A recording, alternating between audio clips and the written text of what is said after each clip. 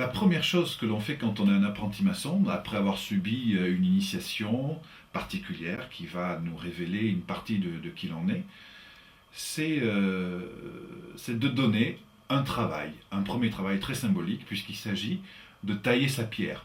Tout le monde a entendu parler de cette expression, on taille sa pierre, ce qui veut dire que l'on va travailler sur soi.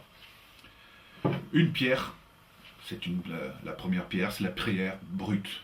Cette pierre brute, vous la voyez, il y a des pleins, il y a des creux, il y a des arêtes coupantes, il y a il y a une assise stable sur ce côté, sur celui-là un peu moins. Bon.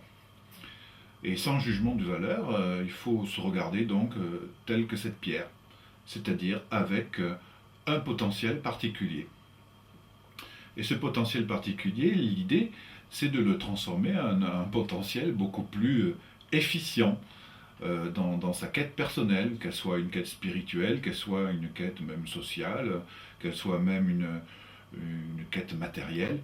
L'idée, c'est de faire en sorte que son potentiel, son être, puisse se magnifier pour pouvoir réaliser ses ambitions ou ce que sa volonté décide de faire, ce que son conscience juge bon de faire.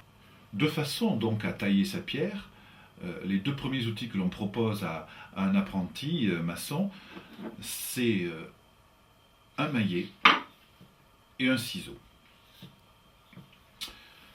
Donc si vous voulez tailler une pierre, qu'est-ce que vous allez faire? Vous allez mettre votre ciseau quelque part, mais ce quelque part ne va pas être un quelque part au hasard. Autrement, on va créer pas mal de dégâts. Donc on va prendre un angle particulier, une aspérité particulière, et donc le ciseau, naturellement, va prendre le sens de discernement, de sagesse, voire de conscience.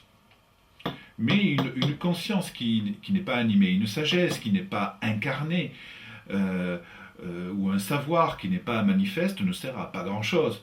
Ça reste finalement un verbiage, une formulation intellectuelle. Alors, pour créer un effet, on a besoin de lui donner de l'énergie et de l'incarner. Et pour ça, le meilleur symbole est le maillet.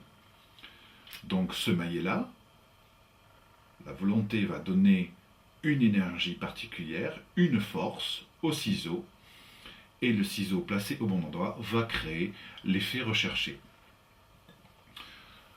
Cette transmission de l'énergie est une transmission créatrice, et c'est la transmission qui va nous servir à travailler sur les aspérités de notre personnalité. Que ce soit des émotions, des contradictions, des problèmes égotiques, la peur, enfin que sais-je, pour essayer d'améliorer ses performances, son efficacité, son efficience, comme on dit actuellement. On va utiliser ce même principe. Donc maintenant, l'idée même, c'est de prendre conscience que nous sommes ceci, et de vous dire, alors, où vais-je mettre pour devenir la plus belle version de qui je suis, mon ciseau, et quelle force je vais devoir donner sur l'aspérité que j'ai envie de corriger, de façon à ce que ma pierre puisse devenir une très très belle pierre taillée, un très beau diamant que je pourrai offrir à tous les gens que j'aime autour de moi. En route vers de nouvelles aventures?